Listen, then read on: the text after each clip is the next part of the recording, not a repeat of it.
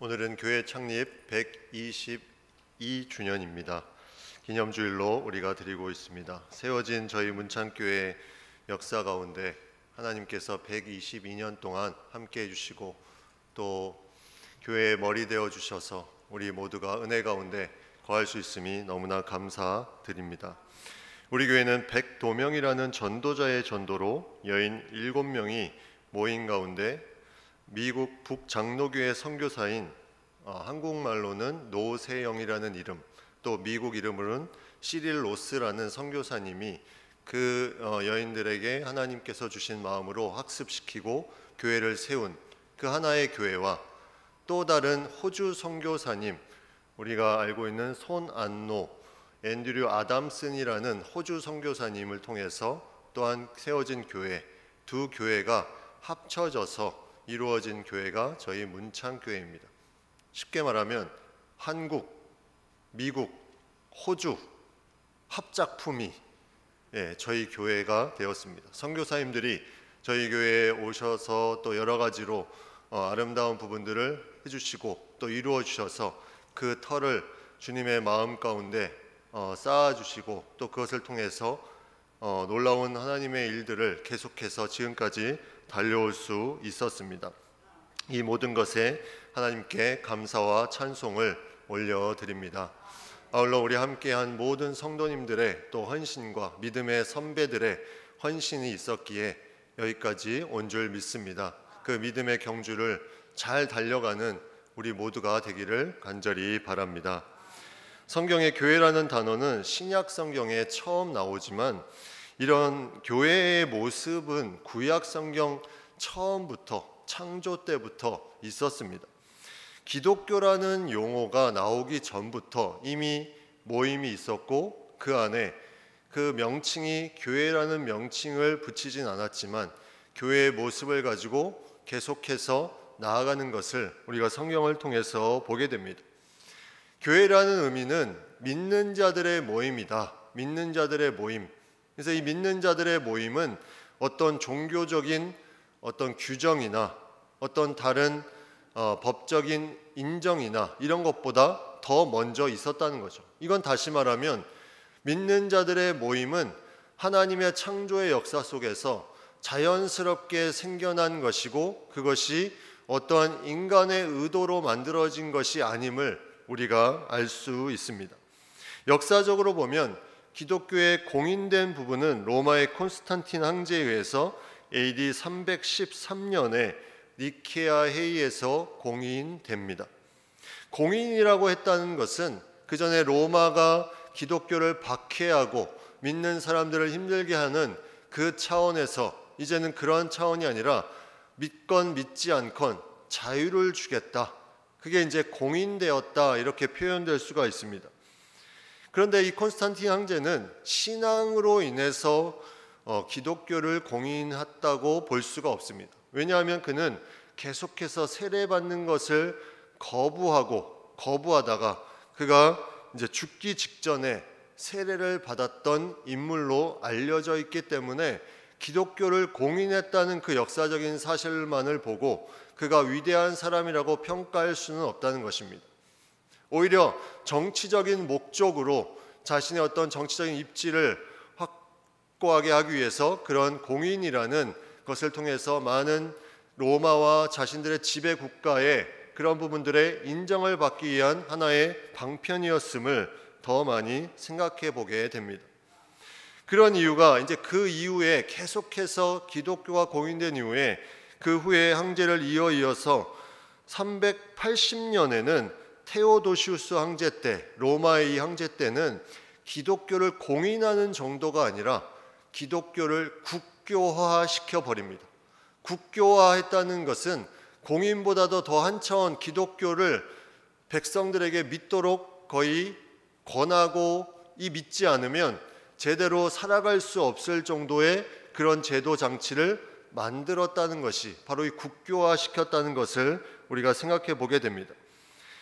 이제는 믿건 믿지 않건이 아니라 국가의 중요한 그런 고위직에 가려면 기독교를 꼭 믿어야 되는 그런 상황으로 교회의 기독교라는 그런 어떤 공동체가 이루어지고 있는 것이 바로 그 로마의 시대의 모습이었습니다.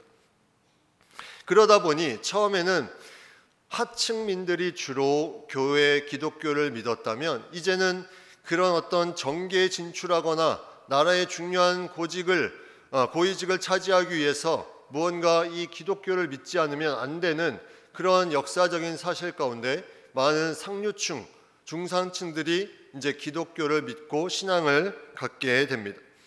그런데 중요한 것은 이도 계속해서 정치적인 그런 배경에 의해서 이런 일들이 이루어지고 있었다는 거죠.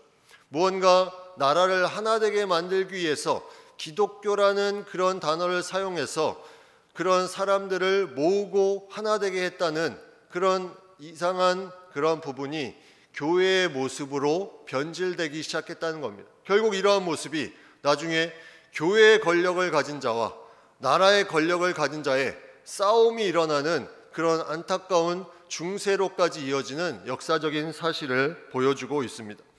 정치와 결부되기 시작하는 기독교의 이미지는 결국 교회의 의미를 퇴색화시킵니다. 교회는 어떤 세력에 의해서 어떤 세력을 지향해서 움직여지는 공동체가 아니기 때문입니다. 신약 성경에서 교회라는 개념을 전달할 때 우리가 많이 또 들었고 또 많이 함께 나누었던 단어가 바로 에클레시아라는 단어입니다. 이건 헬라어인데 그 안에 하나님의 부르심을 받은 자들의 모임이라는 뜻을 가지고 있는 단어가 신약 성경 교회의 헬라어 언어에 이 단어를 사용하고 있습니다. 그렇다면 구약 성경에서는 교회라는 단어가 나오지 않는데 구약 성경에서는 이 교회를 어떤 단어로 표현하고 있을까? 그 단어가 바로 두 가지 단어를 볼 수가 있습니다. 모임이라는 의미를 가진 두 가지 중요한 단어가 구약 성경에 나오는데 첫 번째 단어는 카할이라는 히브리어입니다. 카할이라는 히브리어를 번역한 한글 성경을 보니까 집회, 또 무리, 모임 이런 뜻으로 번역되어 있습니다. 다시 말하면 믿는 사람들의 모임, 집회, 그리고 무리 이 모임을 카할이라는 단어를 써서 그 교회를 표현하고 있습니다. 또 하나의 단어가 있는데 그 단어는 에다라는 단어입니다. 에다. 히브리어로 에다라는 단어는 회중이라는 뜻으로 많이 번역되어 있습니다. 이 말은 카할이랑 조금 다른 부분이 있습니다. 카할은 믿는 사람들의 모임, 그런 하나님의 택한 사람들의 모임에 그런 중심을 두었다면 에다는 장소적인 개념의 중심을 두고 있습니다. 어떤 믿는 사람들이 모인 그 사람들이 모여있는 장소, 그 장소에 대한 개념, 그리고 이스라엘 민족의 그런 어떤 중심을 둔 개념의 그런 성격이 강합니다. 카할과 에다라는 단어 두 단어가 구약 성경에 나타나 있는데 이 단어의 중요한 신약 성경의 에클레시아를 나타내는 단어가 무엇일까? 근데 놀랍게도 이 장소라는 의미를 나타내는 에다라는 히브리어는 에클레시아, 진정한 교회를 표현하는 신약 성경의 교회를 표현하는 이 단어로 헬라어 번역으로 봤을 때 번역된 곳이 한 군데도 없다는 겁니다. 다시 말하면 교회는 어떤 장소를 말하는 것이 아니라는 거죠. 그 에다가 장소를 중요시 여기고 그 장소를 중점으로 표현된 그런 히브리어 단어인데 이것을 에클레시아라는 진정한 교회라는 의미로 헬라어 번역본에 보면 표현된 곳이 한 군데도 없음을 보게 됩니다. 그러나 카할이라는 믿는 자들의 모임, 이 믿는 자들의 모임이라는 뜻을 가진 이 단어를 보면 그 단어가 다른 단어로도 번역되어 있지만 에클레시아, 교회라는 단어로 많이 번역되어 있는 것을 보게 됩니다. 정리를 하면 이 모든 것에 교회의 의미는 어떤 건물이나 장소가 진정한 교회의 의미가 아니라는 겁니다. 교회의 의미는 믿는 자들, 하나님의 택함 받은 사람들이 그 사람들이 많이 모였건 중간 크기로 모였건 적게 모였건 그 모이는 그곳이 교회라는 것을 구약 성경과 신약 성경의 이 모임이라는 단어를 통해서 우리에게 보여주고 있습니다. 다시 말하면 진정한 교회는 외형적으로 보이는 것이 아니라 선택받은 백성들이 함께 모여서 예배드리는 그 모든 곳, 그 모든 모임, 그것이 교회임을 우리가 알 수 있습니다. 그래서 교회는 외형적인 건물이 아니요, 교회는 생명입니다. 왜냐하면 믿는 자들의 모임이 계속해서 일어나기 때문에 그 안에 생명이 있습니다. 생명이 일어납니다. 생명이 계속해서 숨쉬고 성장하고 주님의 뜻 가운데 나아갑니다. 교회는 그리스도의 몸이기 때문입니다. 그리스도의 몸을 이루는 많은 성도들이 그 안에 하나 돼서 생명 가운데 나아가는 그 모임, 그것이 바로 교회의 모습이라는 거죠. 에베소서 1장 23절에 교회는 그의 몸이니 만물 안에서 만물을 충만하게 하시는 이의 충만함이니라. 골로새서 1장 18절에 그는 몸인 교회의 머리시라. 그가 근본이시요 죽은 자들 가운데서 먼저 나신 이시니 이는 친히 만물의 으뜸이 되려 하심이요. 예수 그리스도가 교회의 머리 되시고 교회가 그의 몸이라고 말씀 가운데 선포되는 가운데 우리가 얼마나 주님께서 이 몸된 교회를 사랑하시는지를 우리가 알 수가 있습니다. 이것은 단순히 하나의 건물이 아니라 몸된 교회 안에 있는 한 사람 한 사람을 통해 이루어지는 그 지체됨을 통해서 이루어지는 아름다운 교회를 주님께서 얼마나 사랑하시고 머리 대신 예수 그리스도께서 보호하시고 지키시고 인도하시는 것을 우리가 생각해 볼 수가 있습니다. 우리는 그러한 교회 가운데 이 놀라운 역사 가운데 함께 거하며 또 그 가운데 이러한 예수 그리스도가 교회의 머리 되심을 고백하며 우리가 한 사람 한 사람 그리스도의 몸을 지체로서 살아가는 그러한 삶을 계속해서 살아가고 있다는 것은 얼마나 영광스러운 일이며 얼마나 주님께서 주신 놀라운 특권인지 우리는 고백하지 않을 수 없습니다. 이처럼 성도는 그리스도의 몸을 이루는 한 사람 한 사람 지체입니다. 고린도전서 12장 27절에 너희는 그리스도의 몸이요 지체의 각 부분이라고 말씀하고 있습니다. 우리 개인도 그리스도의 몸이라고 말씀하고 있습니다. 교회도 그리스도의 몸이요 우리 개인도 그리스도의 몸입니다. 이것은 다시 말하면 우리 한 사람 한 사람이 그리스도의 몸이 교회가 된다는 것입니다. 우리가 어디에 있든지 이 예수 그리스도의 생명이 일어나는, 예수님이 나의 모든 머리가 되시는 그 삶을 살아가는 존재가 바로 우리 성도의 존재라는 것을 오늘 말씀을 통해서 우리에게 들려주고 있습니다. 독일의 신학자 에듀아르드 슈바이처라는 사람이 이런 말을 했습니다. 우선적으로 이 그리스도의 몸은 십자가에서 못 박혔던 그분께서 계속 활동하시는 축복의 영역이다. 그리고 부활하신 그분께서 끊임없이 활동하시는 통치의 영역이다. 교회는 예수 그리스도께서 계속해서 활동하시는 축복의 영역, 그리고 함께 다스리시는 통치의 영역이 됨을 선포하고 있습니다. 우리 개인이 또 우리 교회가 계속해서 하나님의 복을 누리는, 그리고 하나님의 통치함을 계속해서 그 다스리심을 인도하심을 입어 나아가는 귀한 교회로 나아가는 그런 곳임을 우리에게 말씀해 주고 있습니다. 교회의 개념은 이처럼 세상과 구분되는 거룩함의 분리적인 의미도 있지만 세상 속으로 나아가서 하나님의 복을 전하고 하나님의 통치의 영역을 넓혀가는 이 귀한 일들을 함께 감당해 나아가는 것이 바로 교회의 모습임을 우리에게 말씀해 주고 있습니다.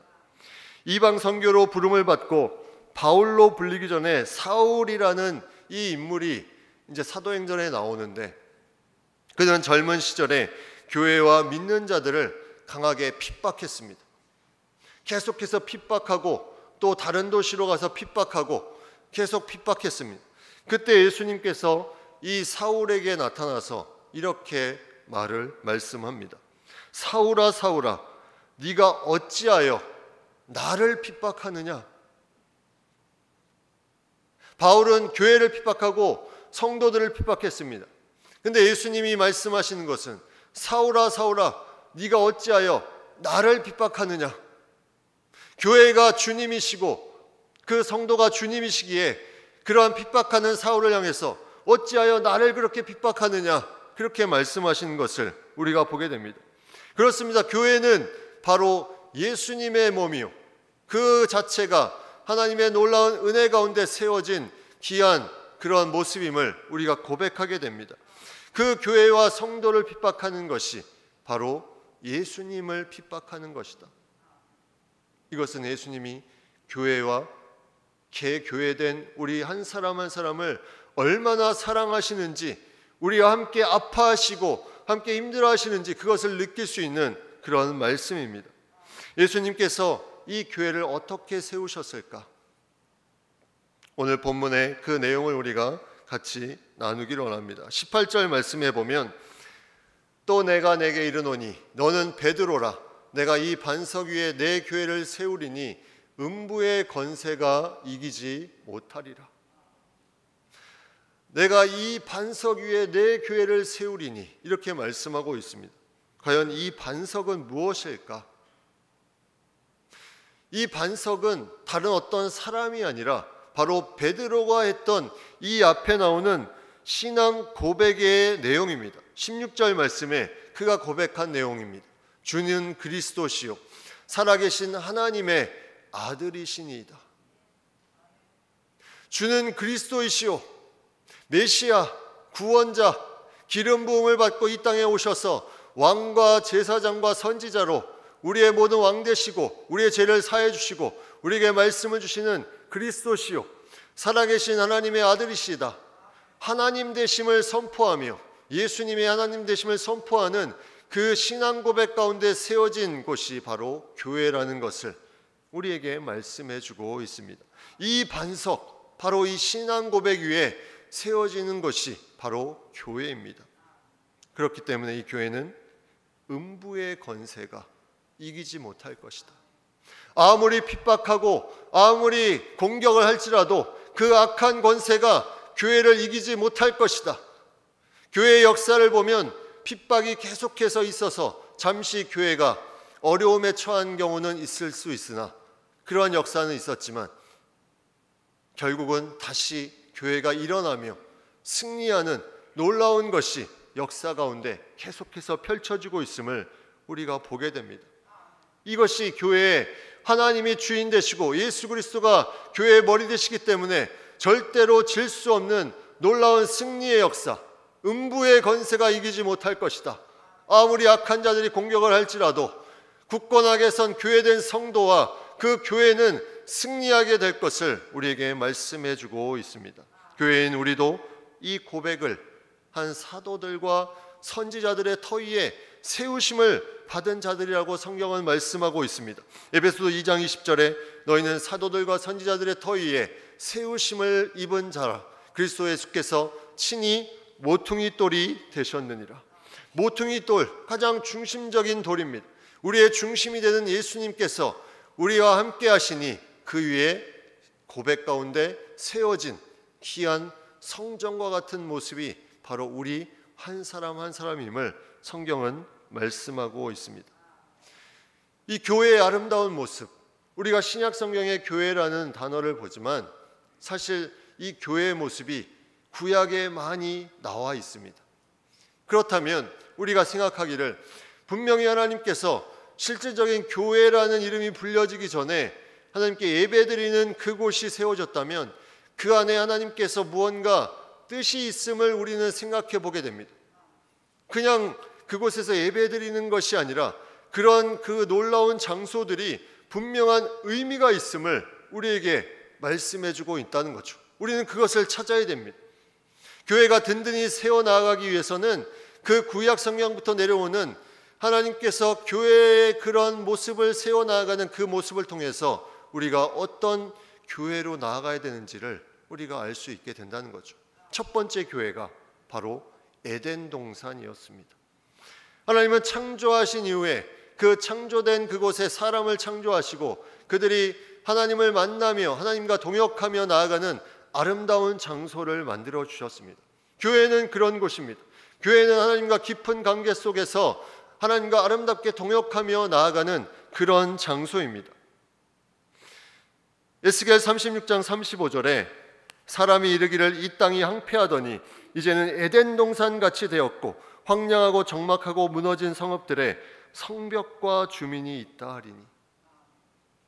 에덴 동산에 적어도 인간이 죄를 범하기 전까지는 너무나 아름다운 공간이었습니다. 그곳에 하나님과 함께 기뻐하며 동역하며 즐거워하는 공간이었습니다. 그런데 인간이 죄를 범하고 황폐해집니다. 하나님의 마음을 아프게 하는 순간에 이제 에덴 동산에 더 이상 거할 수 없는 존재가 됩니다. 그런데 다시 오늘 이 에스겔 말씀을 통해서 보여주는 것은 너희를 에덴 동산 같이 해주겠다. 이 말은 다시 말하면 하나님과 함께 했던 그 깊은 관계성 속에 너희가 살아갈 수 있도록 해주겠다. 이것이 첫 번째 구약 성경에서 보여주는 아름다운 교회의 모습입니다.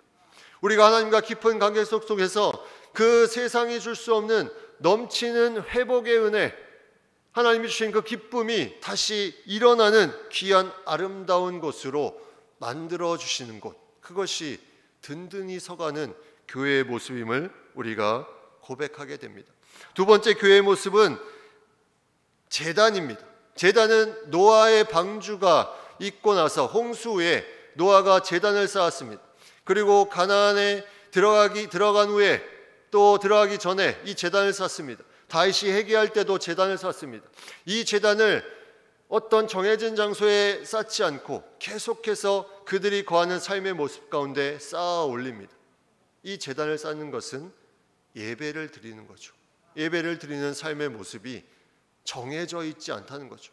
어떤 한 장소가 아니라 나의 삶의 모든 곳에 나의 삶을 드릴 수 있는 그곳에 예배드리는 그 예배자들이 모여서 나아갈 때 그 교회가 아름답게 든든히 서가는 곳임을, 그런 교회가 되는 것임을 우리가 생각해 보게 됩니다. 이런 제단 후에 또 다른 교회의 모습이 나타났는데 그건 바로 성막이었습니다. 성막. 출애굽 때 이스라엘 백성들이 광야의 시간을 보낼 때 이 성막을 지으면서 이동합니다. 그 성막에 덮고 있었던 놀라운 은혜가 있었는데 그것이 출애굽기 40장에 이렇게 표현되고 있습니다.